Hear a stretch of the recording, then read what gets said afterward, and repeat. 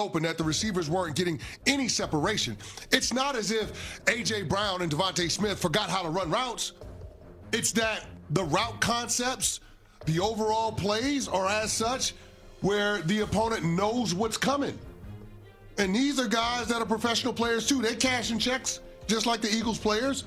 So if they know what's coming, regardless of how good or how talented A.J. Brown and Devontae Smith may be, or Dallas Goedert may be, it's not going to matter. And so I guess that's the frustration that I have from a macro standpoint when you zoom out and look at it 30,000 feet, is why the head coach and the offensive coordinator don't have more answers for the quarterback and don't create more opportunities to scheme guys open to get A.J. Brown and Devontae Smith in space with the football in their hands. Yeah, and again, let me be clear, because my position to some extent has changed on this, or has altered on this.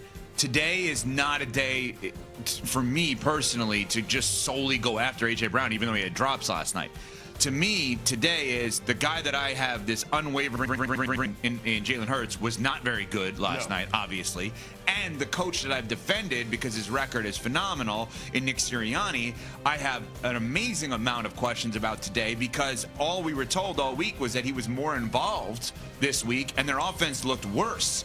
And I thought they gave you something at the end of the Bears game on the Friday, the day after Thanksgiving, where they ran the hurry up, that I would have thought, why not open the game with that? Why not just keep going with let Jalen Hurts run it at the line? In addition, I would have run more jumbo. You're a running team. You have a running quarterback. You have arguably the best running back in the NFL. You're depleted along the offensive line in some cases. Put extra linemen in there.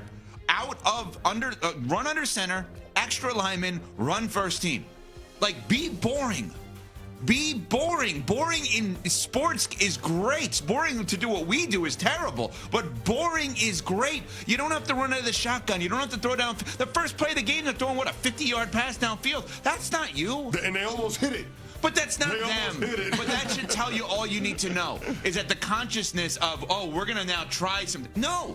You should try being as boring as possible. Here you go, Saquon. Here you go again, Saquon. Here you go again, Saquon. Oh, all right, it's 3 and out. That's fine. We'll punt. We're good. We have a great defense, even without Jalen Carter. Like, I have more questions about Nick Sirianni today than I've had in a while, because I was very disappointed with what they did last night. I mean, listen, you told me something before the show. You want me to do it? I think you need to bring it to the air, because I think it is an apt point to make about Nick Sirianni. Well, now I want to know. I was in hair and makeup. Tell me. Can't tell. No, so is Nick Sirianni Mike Ditka? And what I mean by that is Mike Ditka won one championship. And those players will tell you the reason they won the championship is because the defensive coordinator, Buddy Ryan. And the question that I have about Sirianni now is, do we only like Sirianni when we like his assistants? When they went to the Super Bowl the first time, Steichen, Gannon, Colts, Cardinals, 2 head coaches. They leave. Pat and Cam, 2 Eagles fans on our show, then go crazy about how bad Brian Johnson and others are on that staff. They bring in Kellen Moore, head coach, New Orleans Saints. They win the Super Bowl. They lose Kellen Moore. All anyone talks about is how bad Kevin Patullo is. Is there the Mike Ditka comp here where we're going to get to a place where we're going to think that the head coach is only good when his assistants are elite? And he may only win one. Because other coaches that won one, we don't. Brian Billick won one with the Ravens. The staff he had was all-time unbelievable. But we don't go to the place of assistants because we knew he was an offensive mastermind when he was with the Vikings as the offensive coordinator. Correct. We had seen something from him, right? Nick Sirianni, the first time we heard his name was when he interviewed in Florida by accident for the Eagles job. With the baggy suit. So the reality is this was not Ben Johnson where we were scouting for years. Nick Sirianni, let me be clear, has done not a good job, a great job. Historically great job with the Eagles. But the level of frustration that people have for him and the system he runs is really interesting based on who his assistant coaches are. And it's reminiscent to me of Mike Ditka, head coach, 85 Bears. Okay, there you go. I said it. Your thoughts? I completely agree with you. We said after the dominant playoff run that the Eagles had last year that they are on the verge of a dynasty because all of the key actors, all of the young players were going to be coming back. Jalen Carter, Jordan Davis, Nolan Smith, Cooper DeJean, Quinyon Mitchell. Think about all of those guys on the defensive side of the ball. I mean, they hit on players on all three levels. They re-signed Zach Bond, who was an all-pro player for him. That offensive line felt like it had a ton of runway based on the dominance that they showed last year. Jalen Hurts, Super Bowl MVP, A.J. Brown, Devontae Smith, Dallas Goedert, all of these guys, household names. We said they're going to be around for a really long time. And oh, by the way, they were flushed with draft capital. And of course, Howie Roseman is a master at being able to manipulate the cap. We said they had all the elements to be a dynasty. Like they were last year the NFL equivalent to the Oklahoma City Thunder. We said that this team is going to be around for a long time. Can anybody do enough this offseason to close the gap between where the Eagles are and the field? The cupboard was stacked. It was stacked. Or so we thought. And now we're seeing a situation. Well, the same players are there. Yeah, no, I understand. The players are there. We know the names on the back of the jerseys, but they're not playing like the guys that were in the uniform last year. Because we got a different chef.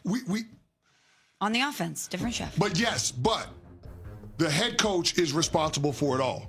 It ain't like Nick Sirianni ain't got an offensive playbook.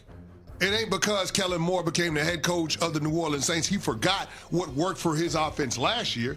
The only problem is the formula that they utilize, they've deviated from, and they haven't found a way to get back on track. And because of that predictability that we're seeing in their offense, and specifically the passing game, it's making uber-talented players easier to guard.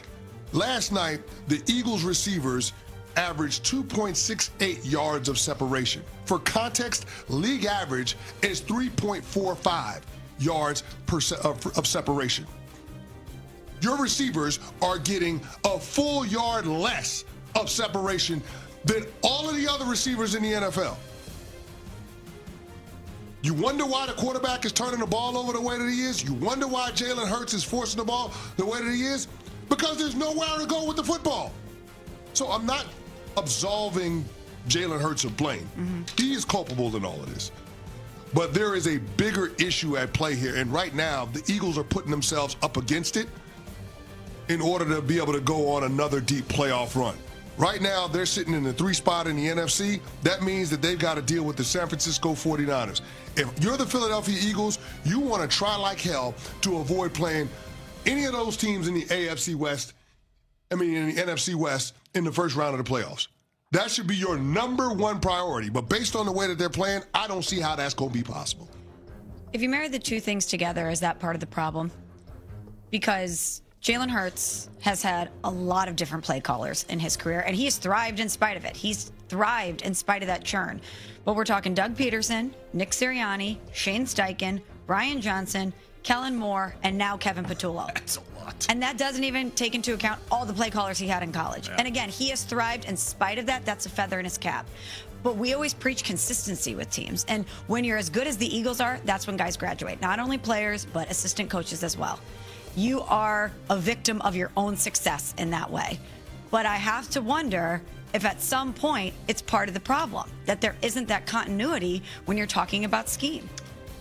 Absolutely unbelievably fair. And I guess time will tell for the rest of the season to answer your question initially and then to bookend it with the consistency. All right, we got CC's Power Rankings brought to you by SoFi.